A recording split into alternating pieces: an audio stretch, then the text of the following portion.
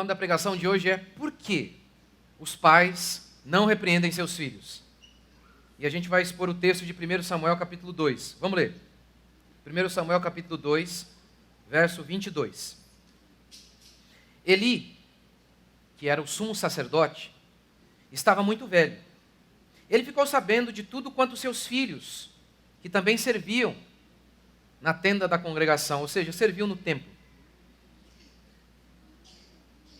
Eli ficou sabendo de tudo quanto seus filhos faziam a todo Israel, de como se deitavam com as mulheres que ministravam à porta da tenda da revelação.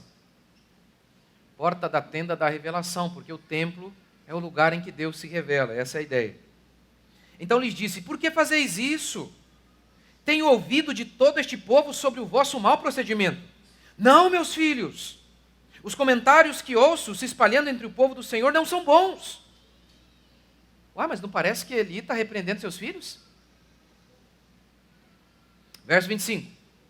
Se um homem pecar contra o outro, Deus o julgará. Mas se pecar contra o Senhor, quem intercederá por ele? Não parece que Eli está profundamente preocupado com seus filhos? Meus filhos, o que vocês estão fazendo é muito grave. O pecado que vocês cometem está numa categoria daqueles que é o mais terrível. Vocês estão pecando diretamente contra Deus. Não parece que Eli está repreendendo? Como eu vou mostrar para vocês, o próprio Deus disse que Eli não repreendeu seus filhos.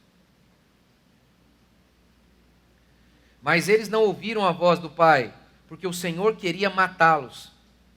Imagina os pastores do Todes lendo esse texto. Deus queria matar? É isso que está escrito? É isso que está escrito.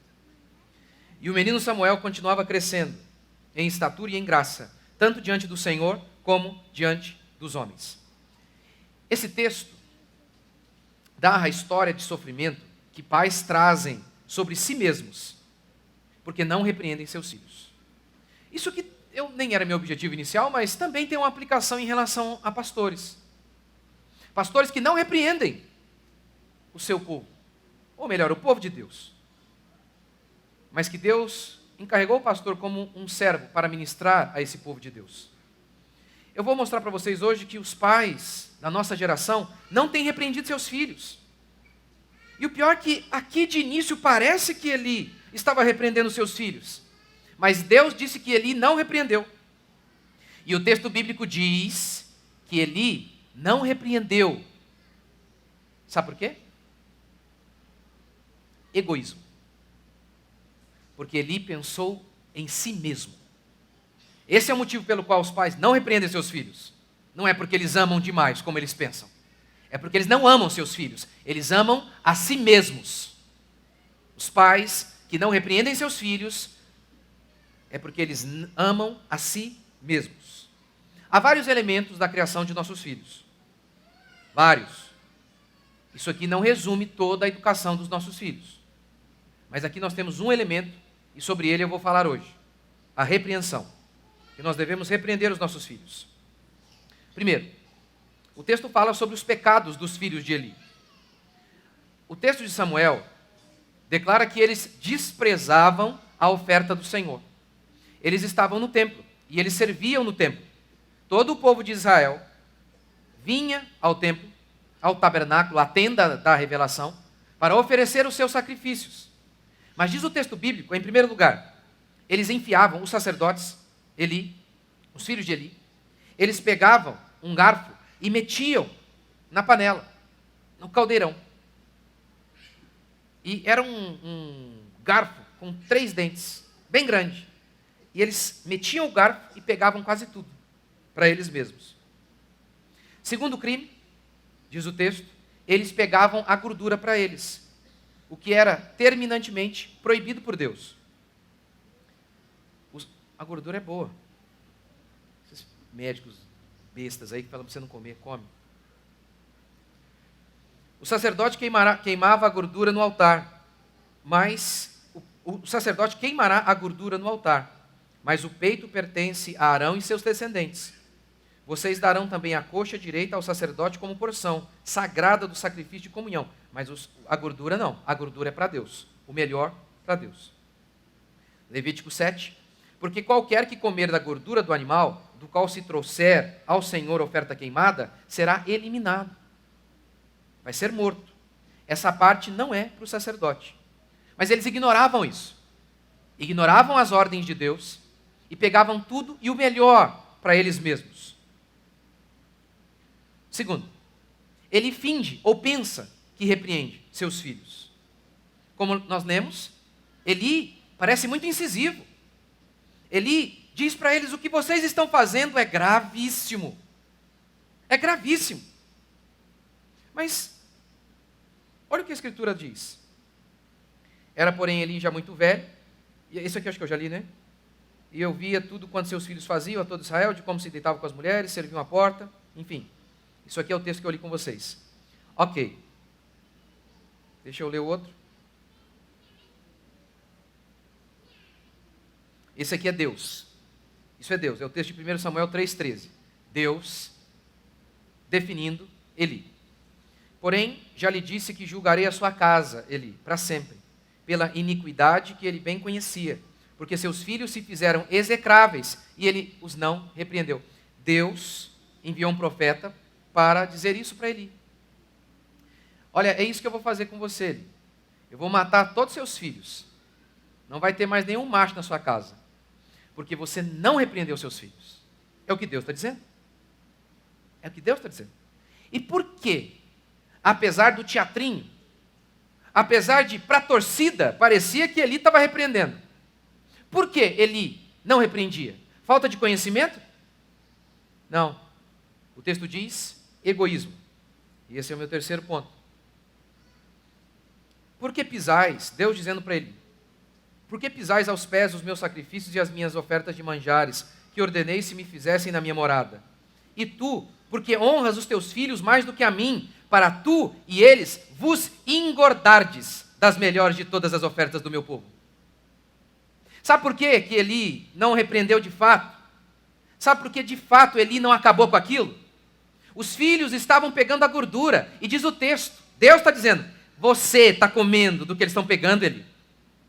Lá para todo mundo você repreendeu, mas aqui você come a mesma comida que eles trazem, a oferta que era para mim, você está pegando, Eli, seu safado. O egoísmo ele não vem nu, gente. O egoísmo ele não vem nu. Ainda mais hoje com as mamães que são anjos. Não é?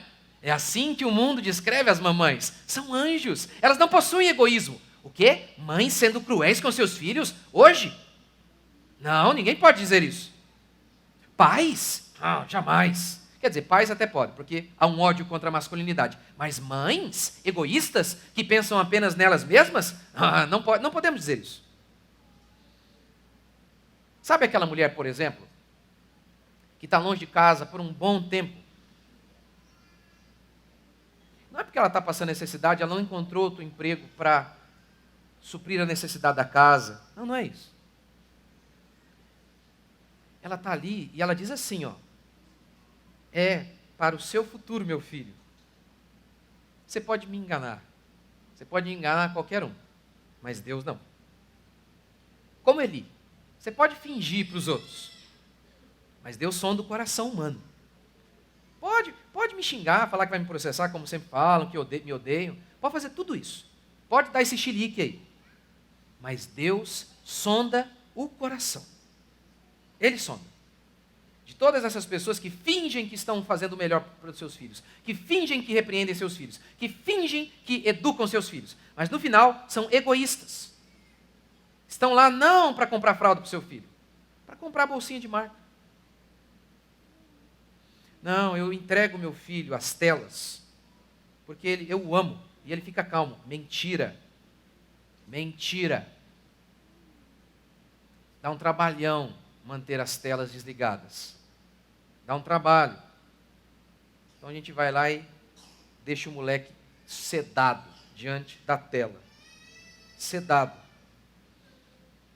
Muitos pais fingem que repreendem. Não fazem, sabe por quê? Porque amam a si mesmos. Porque repreender, educar, cansa. Como cansa? Como cansa?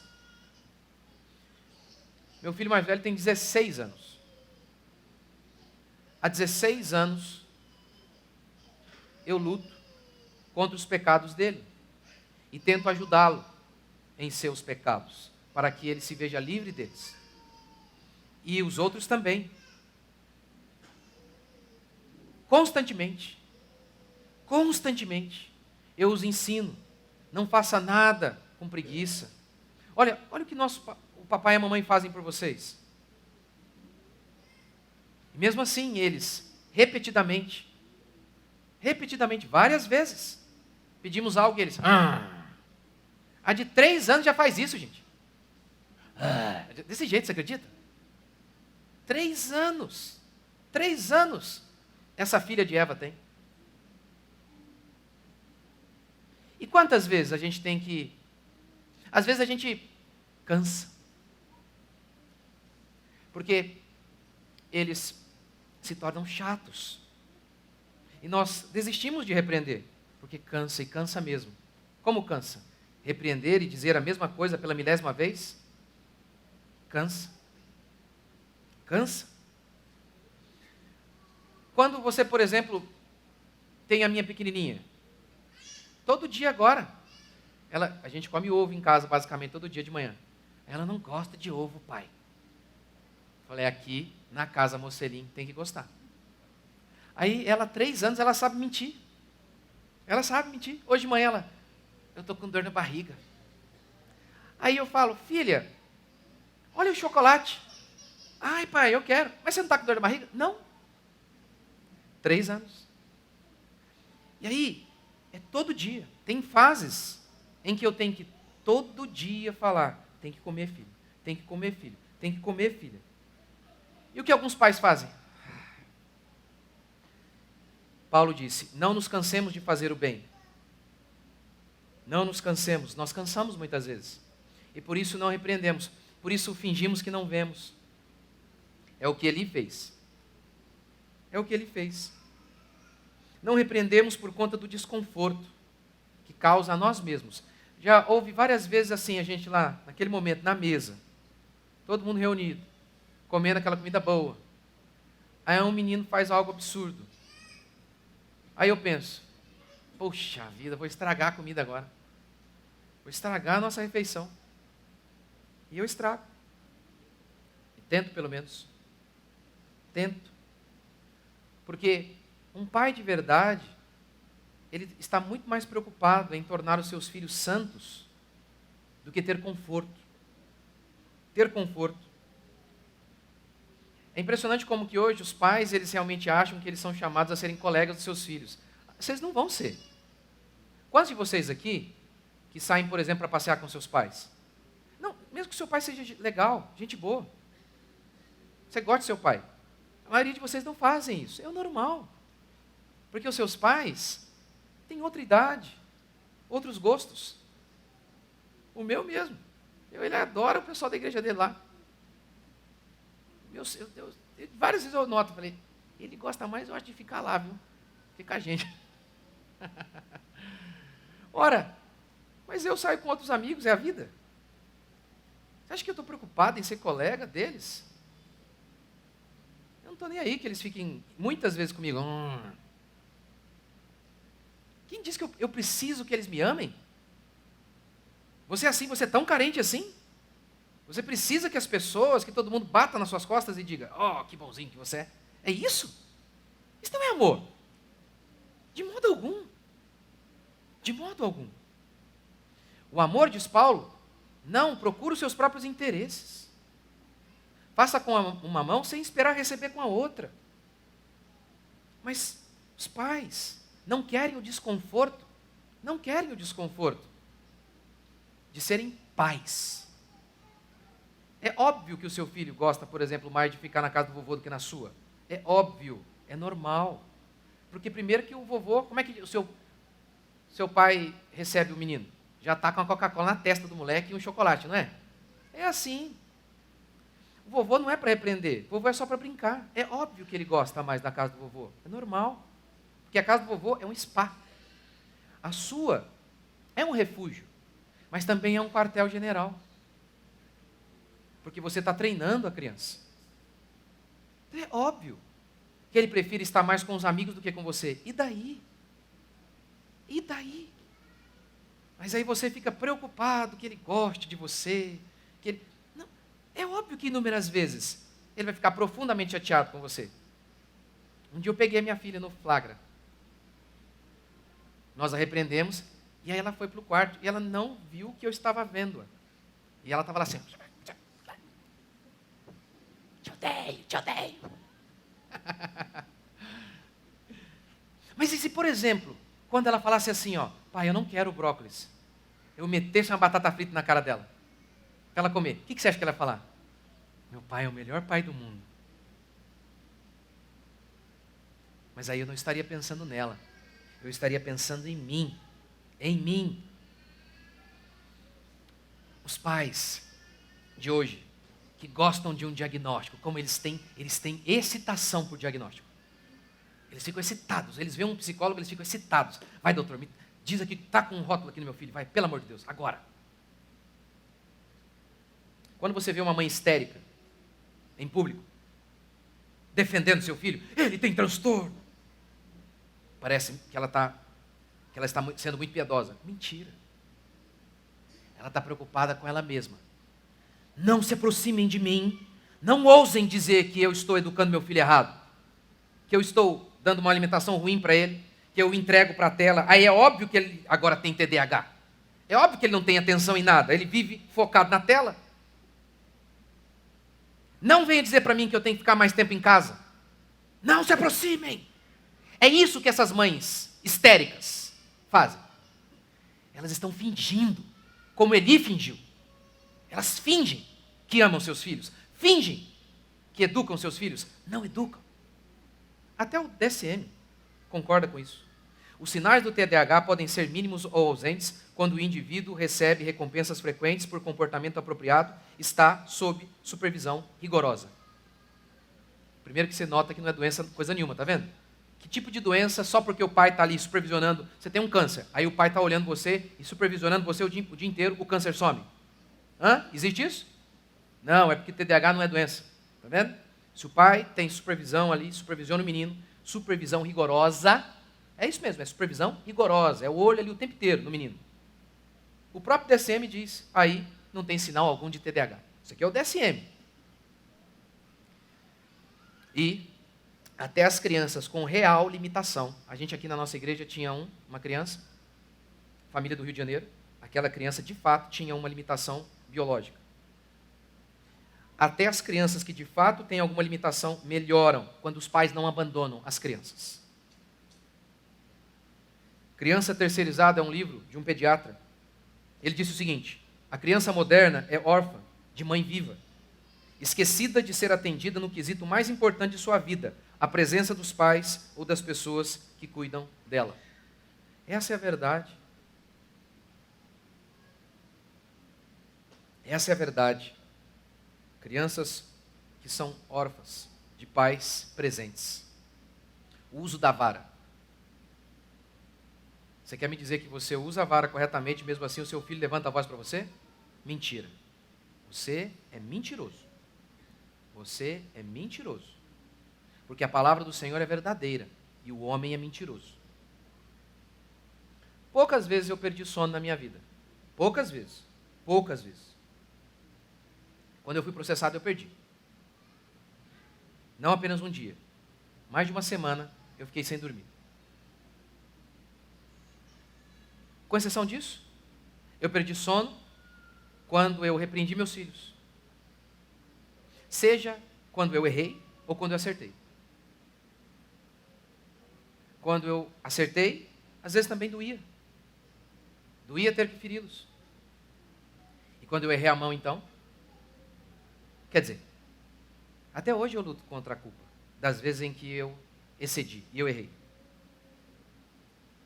E é por isso que muitas vezes os pais preferem, então, não se utilizar do remédio, com medo de dar uma dosagem a mais. Não. Temos que dar a dosagem certa. Nem a mais e nem a menos. Mas, muitas e muitas vezes, nós não queremos repreender.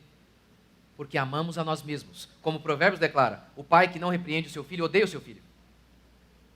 Odeia o seu filho. Odeia. E às vezes também somos muito duros com os nossos filhos, porque estamos preocupados conosco. Sabe por quê? Porque crianças vão errar. Criança, não tem como seu filho não ser chato. Não tem como seu filho, sendo pequenininho, não fazer coisas que são chatas. Pode não ser para você, mas para os outros é. Porque filho é nosso, a gente até aguenta. Aos dos outros costuma ser difícil. E daí? Você tem que repreender o seu filho quando ele desobedeceu. Mas muitas vezes crianças fazem coisas de crianças. E nós, extremamente preocupados com o que os outros vão dizer, às vezes repreendemos os nossos filhos. Não por amor a eles, por amor a nós. Olha o que vão dizer do menino. Olha o que vão dizer de mim. Olha o que vão dizer de mim. Você não pode fazer um negócio desse. Ou às vezes, de fato, a criança fez algo errado, o jovem fez algo errado, o menino fez algo errado. E nós excedemos na repreensão, não por amor. Quer dizer, quando você excede a repreensão, de fato não tem amor. Mas qual o grande motivo pelo qual às vezes excedemos? Porque ficamos com tanta raiva da vergonha que ele nos fez passar. Alguns dizem assim, não vou repreender o meu filho, principalmente os adolescentes. Não vou repreender o meu filho de adolescente, porque não adianta. Eu já ouvi vários pais fazendo isso. O menino querendo se relacionar com uma menina que não presta, ou vice-versa. E aí o pai dizendo, é melhor deixar porque não adianta. Mentira, você está mentindo. Você está fingindo como Eli fingiu. Você pode enganar todo mundo aí, mas Deus você não engana não. Sabe qual é a verdade? É que você não tem autoridade sobre seu filho. Você sabe que se você falar não para o seu filho dá uma coça em você. Aí você finge isso. Não, é melhor deixar. É claro que é melhor deixar. Senão você apanha, né, pai? É por isso. Você sabe que em Israel não havia filho desobediente, né? Sabia disso? Pelo menos em tese. Este nosso filho é contumaz. O texto de Deuteronômio fala sobre os filhos rebeldes. O texto de Deuteronômio declara que os filhos deveriam ser levados à congregação. E o pai deveria dizer assim, este nosso filho é contumaz e rebelde, não dá ouvidos à nossa voz, é dissoluto e beberrão. Então, todos os homens da sua cidade o apedrejarão até que morra. Assim, eliminarás o mal no meio de ti.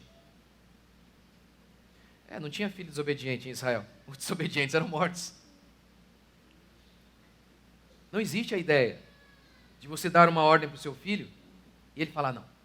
Debaixo da sua casa, ali no seu teto.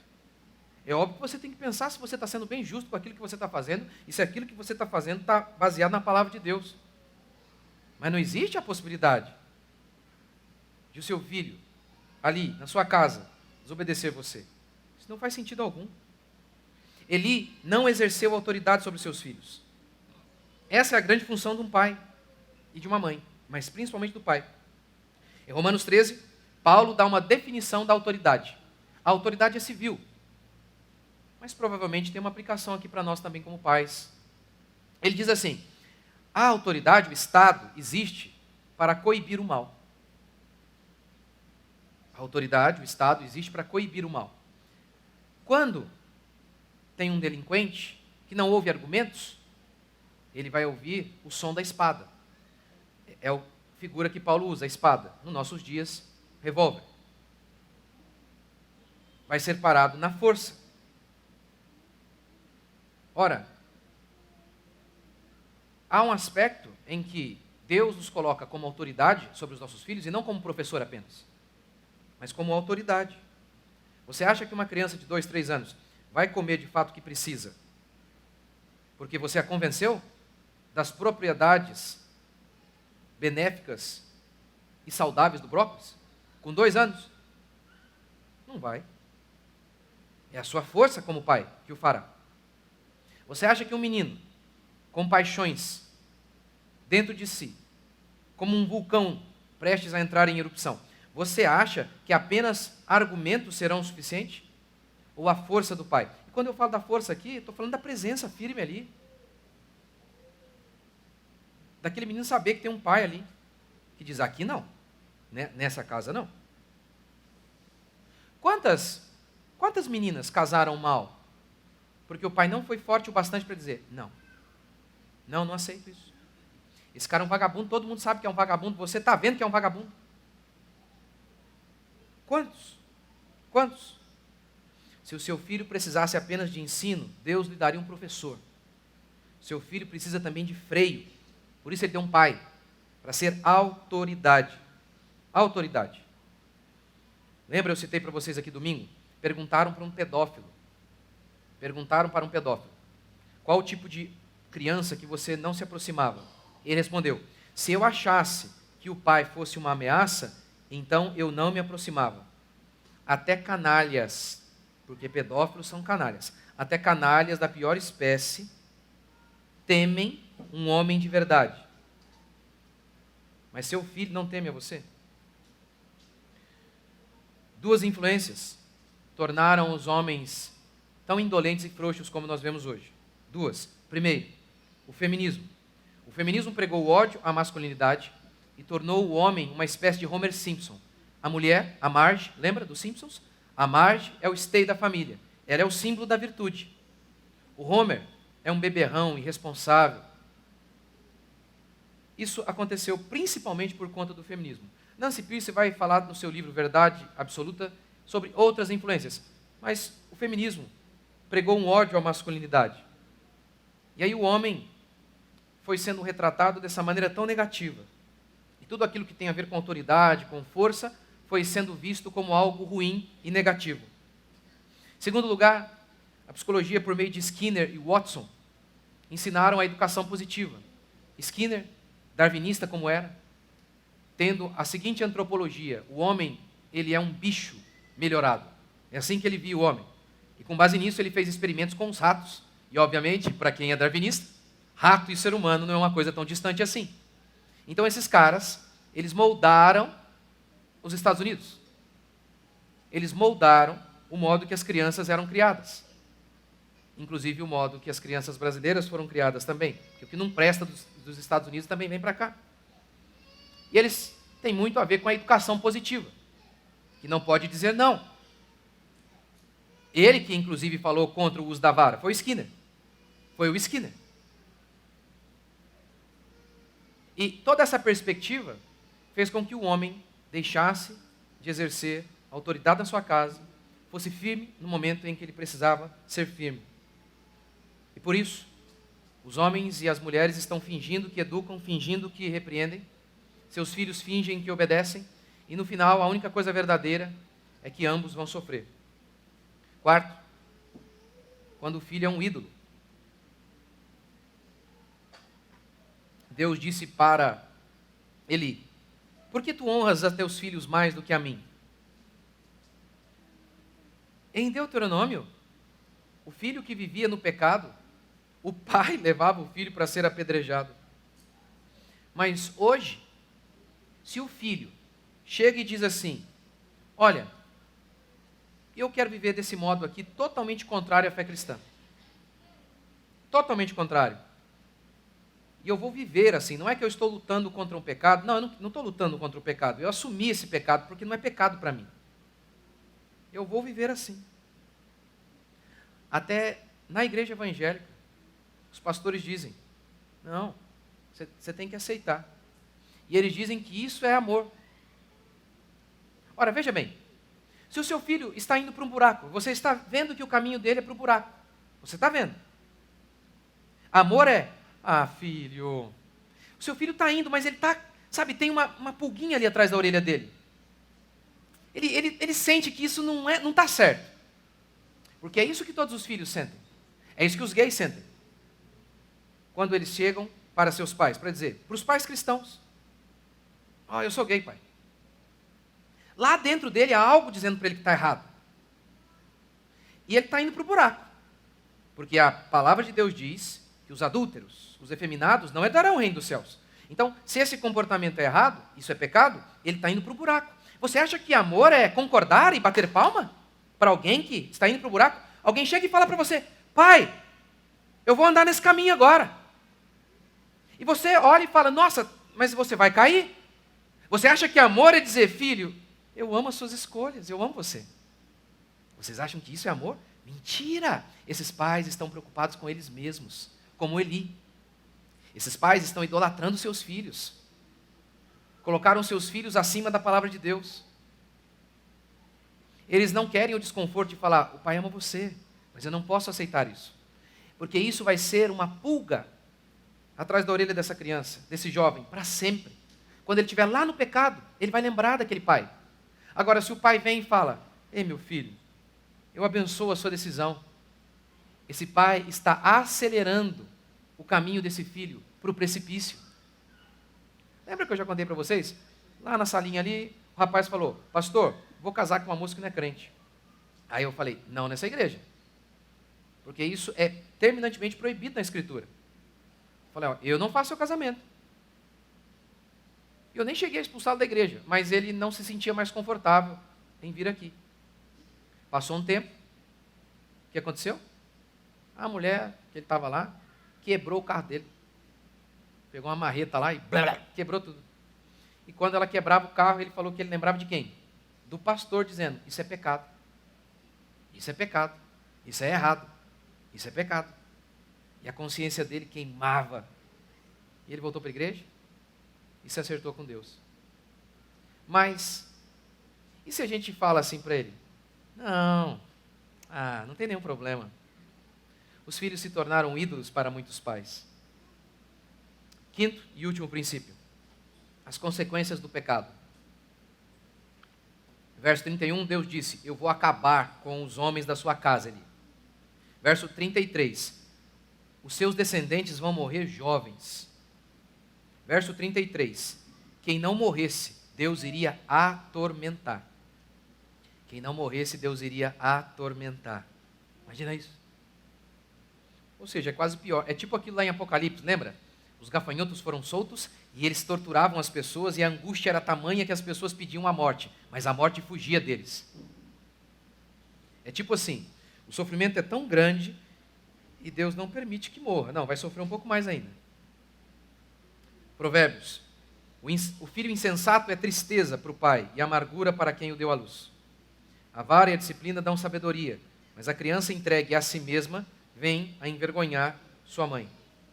No verso 25, diz o texto que ele repreendeu seus filhos, mas eles não ouviram. Por quê? Qual foi a causa? Porque Deus os queria matar, diz o verso 25. Deus queria matar aqueles meninos. Em Marcos, Jesus explicou por que ele falou por parábolas, porque ele falou por meio de uma figura enigmática. Para que, vendo, vejam e não percebam, e ouvindo, ouçam e não entendam, para que não venham a converter-se e haja perdão para eles. Deus é misericordioso, mas há um momento em que a misericórdia dele é cortada, em que Deus diz, agora acabou. E isso é um problema, sabe por quê? É previsível quando Deus é justo, é sempre previsível. Se você trabalha no final do mês, Deus tem que pagar você, isso é justiça, é previsível.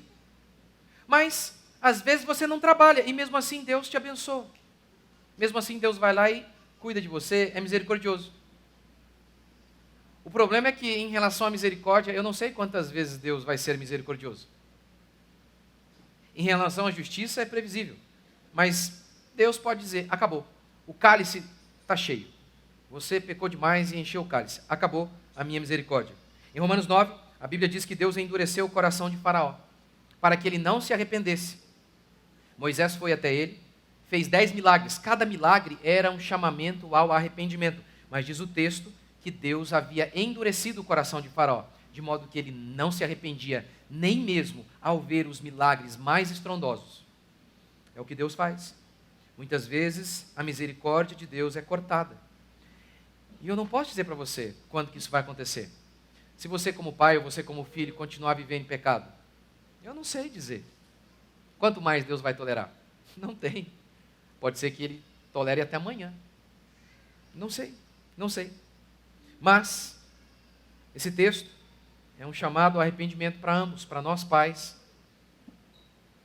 para nós filhos, para os pastores, para os irmãos, para que possamos, como pais, repreender amorosamente, como pastores e líderes, repreender amorosamente, como filhos e irmãos, ouvirmos a palavra do Senhor, nos arrependemos de nossos pecados, como Malaquias declara, que Jesus, quando ele viesse, ele iria converter o coração dos pais aos filhos e dos filhos aos pais. O que se pressupõe é que os corações não estavam convertidos. Ele converteria o coração dos pais aos filhos e dos filhos aos pais para que Deus não ferisse a terra com maldição. Quantas vezes nós estamos sendo amaldiçoados por conta de pais que não repreendem seus filhos, de filhos que não honram seus pais? E Deus está nos amaldiçoando. Mesmo que você esteja trabalhando duro, as coisas não acontecem. E pode ser que tenha a ver com isso. Vamos ficar de pé?